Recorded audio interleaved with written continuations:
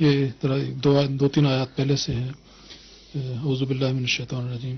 وَتَاللَّهِ لَأَكِيدَنَّ أَصْنَامَكُمْ بَعْدَ أَن تُوَلُّوا مُدْبِرِينَ فَجَعَلَهُم جُذَاذًا. اب یہ جو ہے نا یہاں سے بات شروع ہونی چاہیے تھی. یہ بات نہیں تھی کہ اپنا جرم چھپا رہے ہیں اور کسی اور پر ڈال رہے ہیں. یہ جو مفسرین کے بعد لکھ دیتے ہیں اپنی لا علمی کی وجہ سے، وہ حضرت ابراہیم کو جھوٹ کہتے ہیں، جھوٹ بول دیا تھا. یہ نعوذ باللہ وقتی طور پر ہرگز جھوٹ نہیں ہے. پہلے بتا چکے تھے ان کو، میں تمہارے معبودوں سے اب کچھ کرنے والا ہوں. یہ کہنے کے بعد پھر وہ طرز کلام ہرگز اپنے آپ کو بچانے کے لیے ہو ہی نہیں سکتی.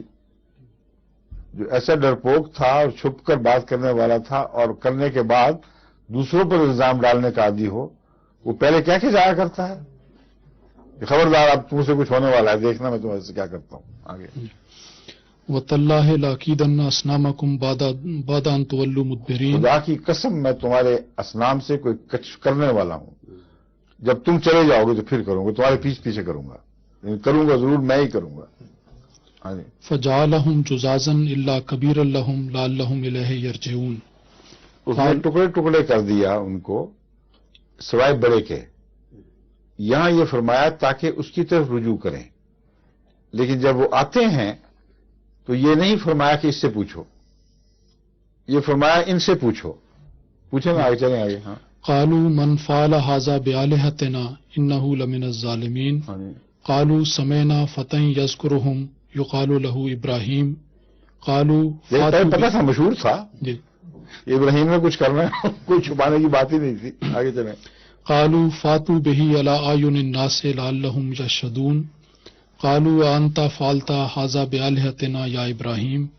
قال بل فعله كبيرهم هذا فاسألوهم إن كانوا ينطقون. اب دیکھیں، فاسألوه نہیں فرمایا، پہلے تھا تاکہ اپنے بڑے کی طرف رجوع کر سکیں. اس لیے وہ سب دلائل جو میں نے بیان کیے 100% اس طرز کلام میں شامل ہیں. اپنی طرف سے میں نے کوئی بات نہیں بنائی. آغاز ہی میں بتا دیا تھا کہ جب بڑا بچہ ہو تو تبھی بات ہے کہ بڑے کی طرف ان کو رجوع کرنا چاہیے. لیکن جب وہ پوچھتے پھرتے ہیں کہ نہیں ہوا تو حضرت ابراہیم قطعی استدلال یہ کر چکے ہیں اس وقت تک کہ اس بڑے کی ناکامی اور نااہلی تو ان پر ثابت ہو چکی. کھڑا رہا یہاں، نہ روک سکا، نہ تم اس سے پوچھ سکے ہو. اگر پوچھا ہوتا تو مجھ سے کیوں پوچھتے؟ فرمایا کسی نے تو کیا ہے نا، اچھا اب ان سے پوچھ لو جو ٹوٹے پھوٹے بت پڑے ہیں. جب سلامت نہ بتا سکے تو ان سے پوچھنے کا کیا مطلب ہے؟ پھر اس کا میں بتا رہا ہوں مفہوم کہ دراصل بت پرست آج بھی یہی کہتے ہیں، پہلے بھی یہی کہا کرتے تھے کہ ہم اتنے بیوقوف نہیں کہ جن کو خود گھڑیں ان کو خدا بنائیں. یہ خداؤں کے مظہر ہیں، اور جب ایک شکل ان کو اس کی دے دیتے ہیں جو غائب خدا کی ہے تو وہ پھر اس کے اندر داخل ہوتا، حلول بھی کرتا ہے. بعض دفعہ اس کی عزت اس کی عزت بن جاتی ہے، اور ہم جھکتے ہیں دراصل ان خداؤں کے لیے جو اس کے پیچھے ہیں، ان چیزوں کے پیچھے ہیں. اس دلیل کو بھی توڑ دیا.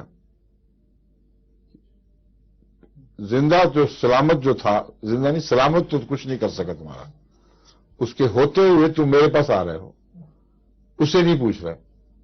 صاف ظاہر ہے کہ تم جانتے ہو کہ بالکل کچھ بھی نہیں کچھ کر سکتے. ٹوٹوں ہوں سے کی طرف توجہ کرو، اس لیے کہ ان کو تو تکلیف پہنچی ہے نا، ان کو کسی نے مارا ہے. یہ نہیں تو ان کے پیچھے کوئی خدا تھے کہ نہیں؟ ان کا کام تھا. یہ بت ان کی حفاظت نہیں کر سکا، کوئی غیرت نہیں دکھا سکا.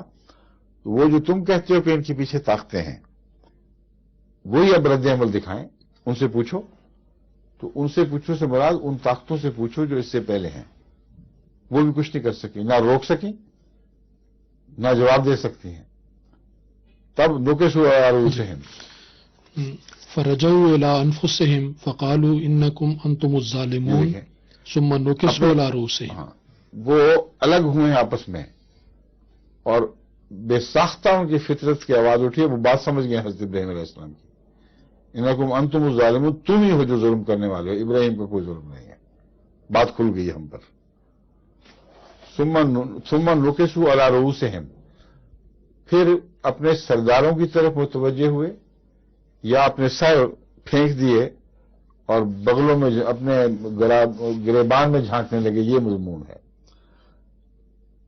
اور سرداروں کی طرف متوجہ ہو کر پھر اسکیم بنی ہے.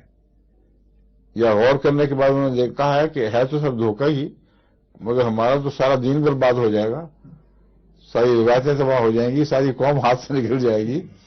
اس لیے سرداروں نے ان کو یہی مشورہ دیا کہ اس کو ختم کرو ورنہ تمہارا دین ختم ہے. اب اتنے کھلے دلائل دیتا ہے، ایسی کڑوی باتیں کرتا ہے، ایسا بہادر ہے، اس نے کچھ بھی نہیں رہنے دینا تمہارا. تو نکسوا علی رؤوسہم کے بعد پھر یہ فیصلہ کرتے ہیں. کیا ہے فیصلہ؟ ثم نکسوا علی رؤوسہم لقد علمت ما ہؤلاء ینطقون. اب یہ کہنے کے بعد ابراہیم کو اب کہہ رہے ہیں کہ تجھے پتہ ہے اچھا بھلا یہ بولتے نہیں ہیں. ہم سے جو بلوا رہا ہے تم خود جانتے ہو.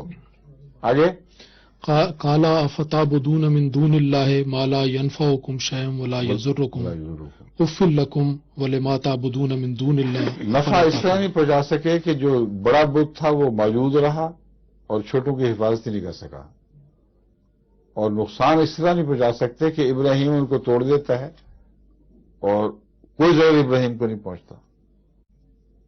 تو یہ ہے ان کی حالت. جو نفع نہ پہنچائے، نقصان نہ پہنچائے، اس کی عبادت کیسی؟ آگے قالوا حرقوه وانصروا آلہتکم ان کنتم فاعلین. ہر کفر کا یہی راج ہے، ان کو جلاؤ، مارو، کوٹو، ختم کرو. اس کے بغیر بچتے نہیں ہیں ہم. ٹھیک ہے جی.